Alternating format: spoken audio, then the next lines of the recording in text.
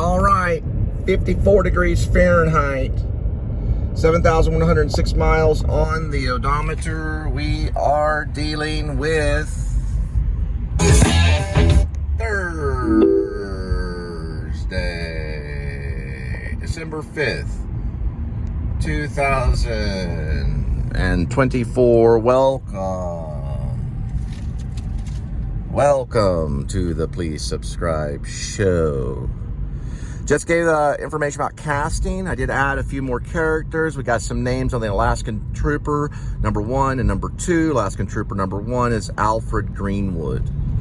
They call him Al Green as a comic thing. I didn't put it on the cast thing. Mark Wahlberg, no exceptions.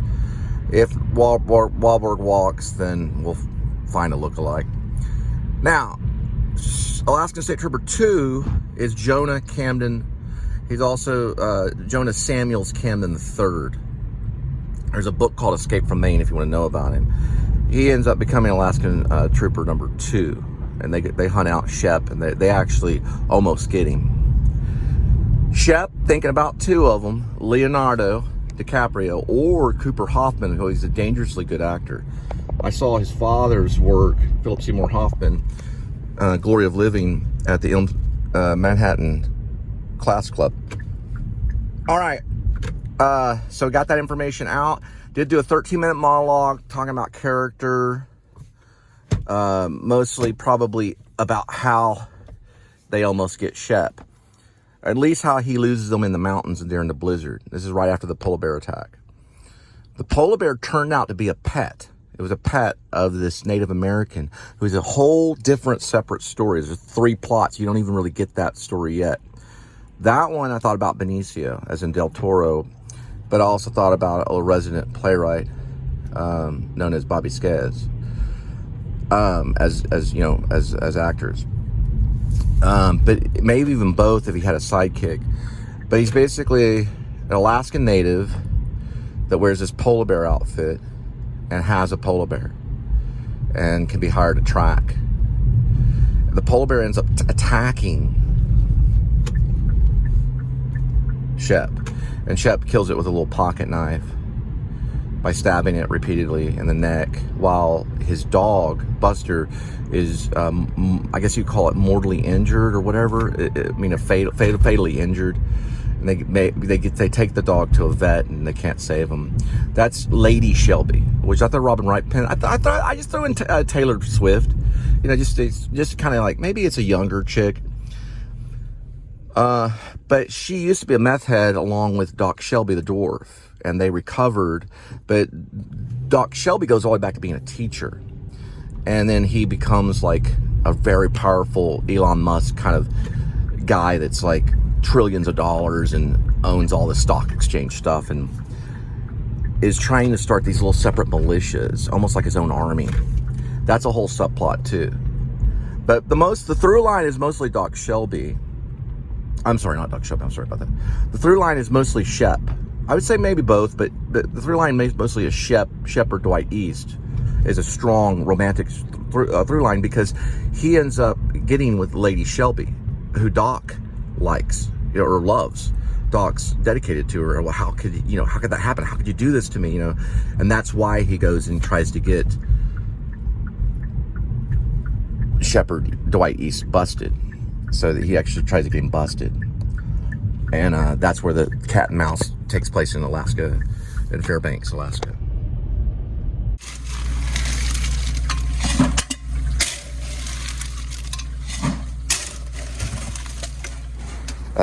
Note to Adam the Woo. Coming out of LAX airport, they used to have LAX tacos. Those are really good. I haven't tried the Jack in the Box egg roll. And this is something that David Lynch probably sucked on while doing Eraserhead. What it is it's for the bricks for soda.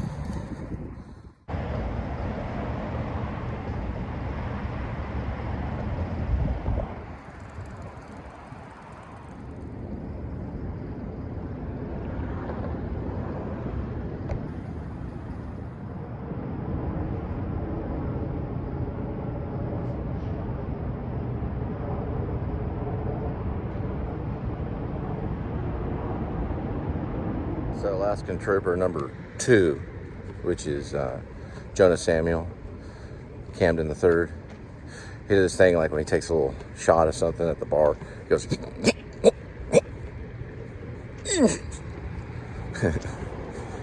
He's quoting 5 Easy Pieces. He's a big Nicholson fan.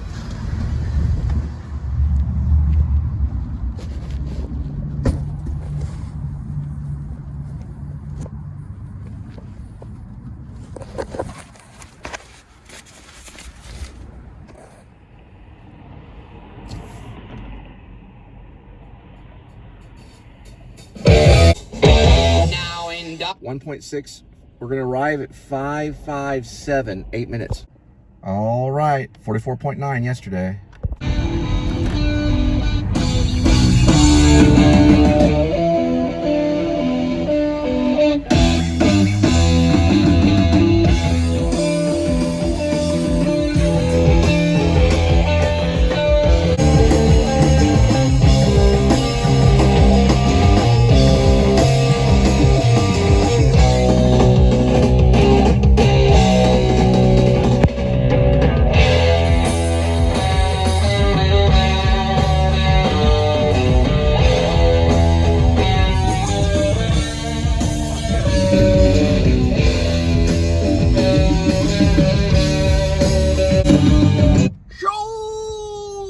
From Tennessee.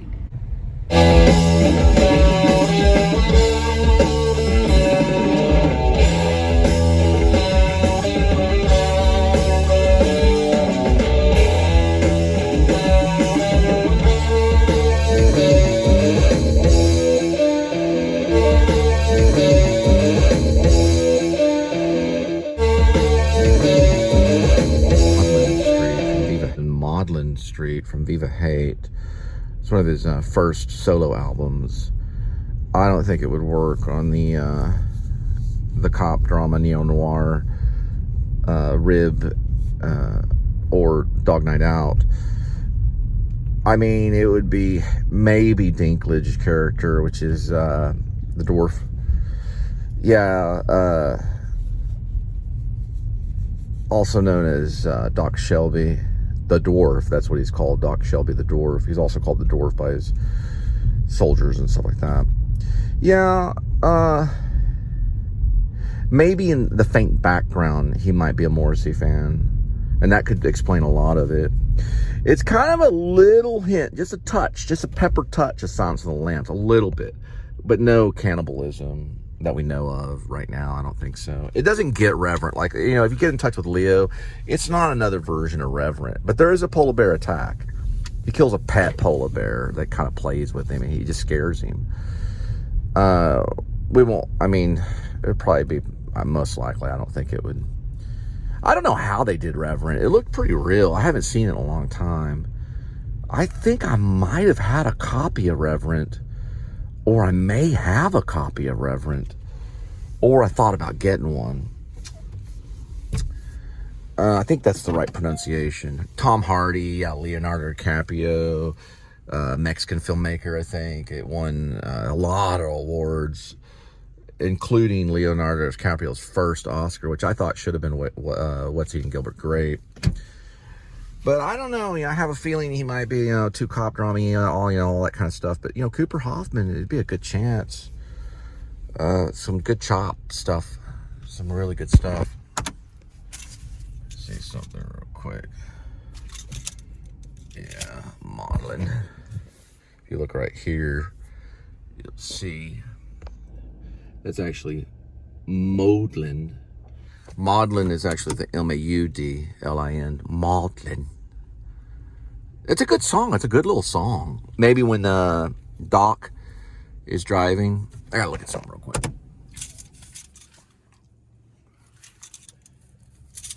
Okay, give me a second.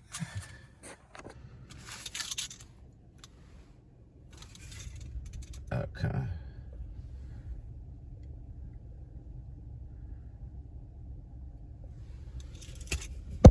Which way are we headed? Headed east. Okay, I know west is left on Oddballs. It's gonna be on this side. Yeah, it's opposite of what that was. Yeah, something about Maudlin Street. I don't know. Morrissey does have kind of a... talking about Stephen Patrick Morrissey. From the Smiths. He's still around. He had a little stint in Vegas. There we go. We got something right here. Sun Killed Moon is the only option I have right now on soundtrack. I was going to release that for Rib/Dog Night Out. I was going to think about maybe doing The Church of the Pines, which is from Admiral Fell Promises, Sun Killed Moon. Would really like that for the opening Alaska sequence when Shep is arriving with Buster and the Interceptor that's painted. It would be nice. Yeah. Maybe this one. Nah, it's the other one. It's that one right there.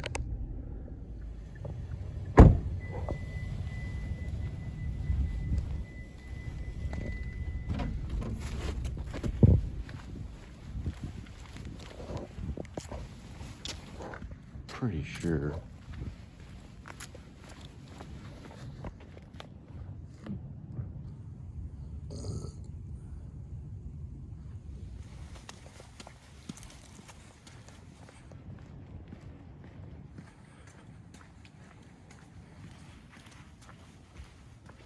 Yeah.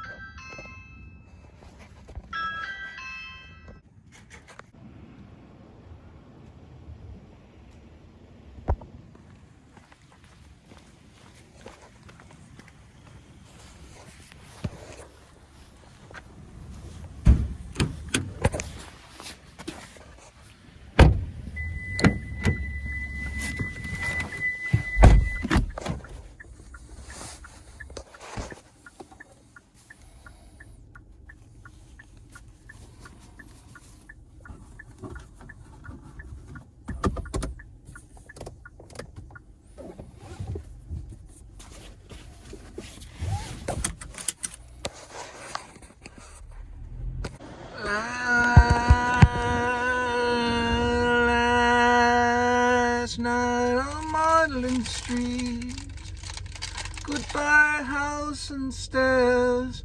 I was born here, I live here. Some double stout, some volume. I hugged Stephen Patrick Morrissey. I killed Uncle from Dallas, Starplex, from thousands of people. So what you're supposed to do as part of the homeless movement. Some dudes threw me up there. Ex-girlfriend of mine was in the audience. She's not around anymore.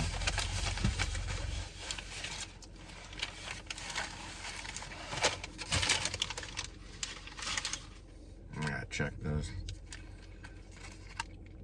It's mild. I like the milds. You can make soup out of it right here. She used to laugh at me. We'd go to a Mexican cafe or something like that. Yeah. Back in the day. Last night on Maudlin Street, I never stole a happy hour around here. Last night on Maudlin Street, I never stole a happy hour around here. Something like that.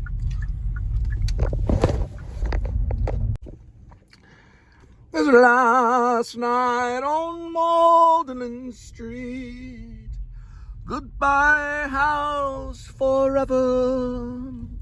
I never stole an hour around here. Last night on Maudlin Street, goodbye house forever. I never stole a happy hour around here. I had a little bit of Taco Bell in there. Around here.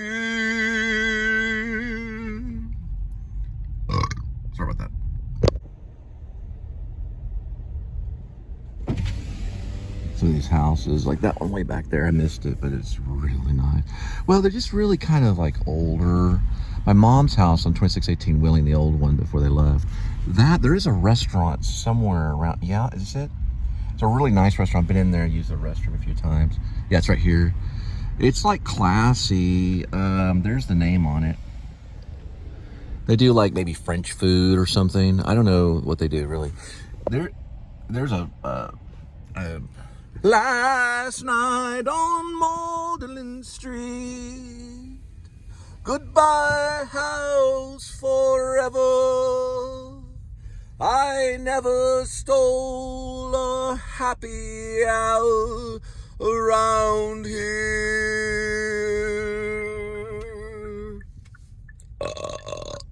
Back on Maudlin right now. It's not the actual Maudlin Street, but the real one is Maudlin.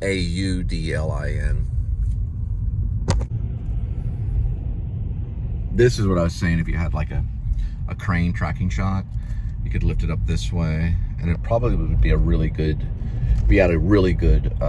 lens, real powerful lens. It'd be a really nice photograph, or even a video, like for cinematic movie. They did have the original Fort Worth movie poster. It was an old Western for a long time ago. Somewhere in this vicinity. I don't remember exactly where. I think it was back there. No, it's right here. Right there. But they no longer have it. Or do they? It might be that one right there. I don't know if it's for sale, but it's at a frame store. Right off this, which is West 7th, right next to a 7-Eleven.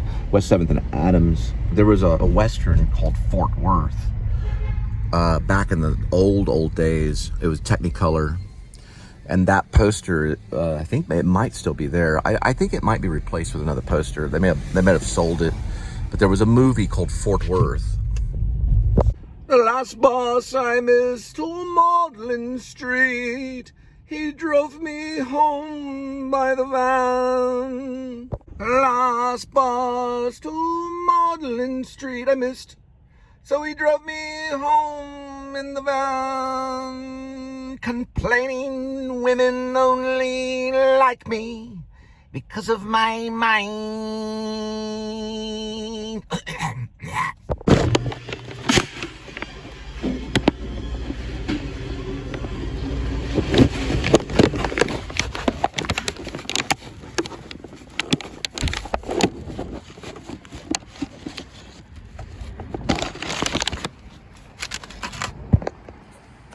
2.9, we will arrive in 9 minutes, 6:30 p.m.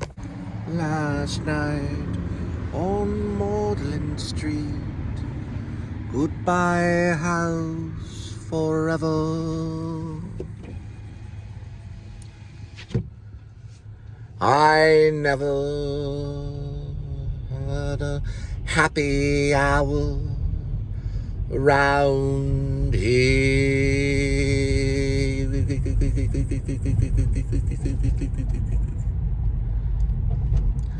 Goodbye, goodbye, Maudlin Street. Goodbye, house forever. I never had a happy hour around here. All right, getting ready to do Cassavetes.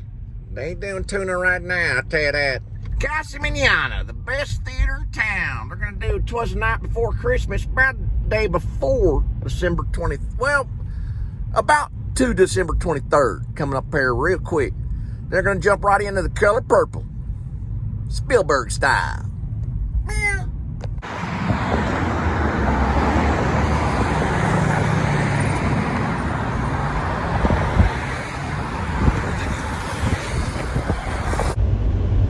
Goodbye.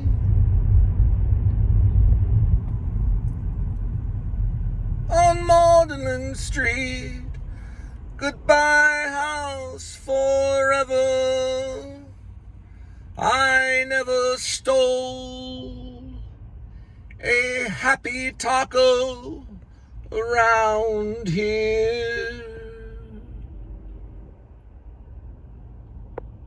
That'd be cool to have like a place called Happy Tacos. They have Happy Donuts. They've got all kinds. Let's see, they've got Love Donuts. Love Donuts are White Settlement. They got a Happy Donut. I've heard those a few times. This is Christ Chapel right here. It's pretty much like they got probably a library in there. We met a lady by Apple over there on University. She went to Christ Chapel. Supposedly they give out really good donuts before congregation right there. I don't know the denomination. I think she mentioned it. I think there was an Episcopal. Like, I was originally baptized sprinkled through the Anglican, which is very close to Catholic. The only difference is Henry VIII divorced the Catholic Church and started his own church, which became the Anglican Church. I was sprinkled by the Anglican, I guess you call them a priest or whatever. They're almost Protestant. Well, they are Protestant. They're officially Protestant, but they sprinkle. They do all the rituals Catholics do. They kneel for communion. They use real wine for communion, and they also sing Catholic hymns and everything, but they're Anglican. That was my first baptism at probably the age really close to 18. Then, at the age of 40, I was dunked by the Baptist. And it's pretty serious. Yeah. They don't see it as salvation. So they do believe Jesus Christ rose on the third day. And he did tell his followers they can heal and baptize. And then he ascended into heaven. That was ultimately going to be in the end of Matthew, if you read Matthew. I used to have it memorized. I still do. I have to recall it. But it's basically the command. It's God. Well, it's Jesus. Well, Jesus Christ is God, but it's the Savior's major command. You can heal and baptize. And that was pretty much it on that, that realm. But the dunking was told. I told a man of faith in Maine who helped me quit smoking, because I prayed to quit smoking. I couldn't quit smoking with pills. I cannot quit smoking with nicotine gum. I couldn't quit smoking. Smoking's really tough. You get a heroin addict, go to a therapy, or you get any drug addict, any horrible drug addict, go to rehab, they come out smoking cigarettes in a lot of cases. Smoking is not your friend. It's not a cool thing. And I couldn't do it. And then Chris, who lived in the same house that was started, Bert Chauvet's old house, which is a schoolhouse. I lived in a cabin next door. That's where I started writing some sci-fi short stories, and eventually I wrote Escape from Maine, starting in Guilford. And then I finished up Escape from Maine, mostly in Dover, Foxcroft. But in Parkman, Maine, I always get that mixed up. Parkman, Maine was where I was. I was living in a cabin, and Chris told me about cigarettes. He said it's a darkness. Then he wanted to know about anything about baptism, and I said I was sprinkled by the Anglican. He also did not like the NIV. NIV is a type of Bible. He said, get the King James. Then he said, you need to get dunked. You need to go find some church and get dunked. I said, okay. So the Pentecostal kept talking to me, which they were out in Newport, Maine. And there was a Gateway Pentecostal. They wanted to use a trough, to dunk me in a trough. They use an electric trough. And it's basically like a horse trough. And I was going to do it, but I wanted my immediate family, and possibly even my second wife. So that's when I met Angel at Starbucks when I got back. I was finishing up Escape from Maine.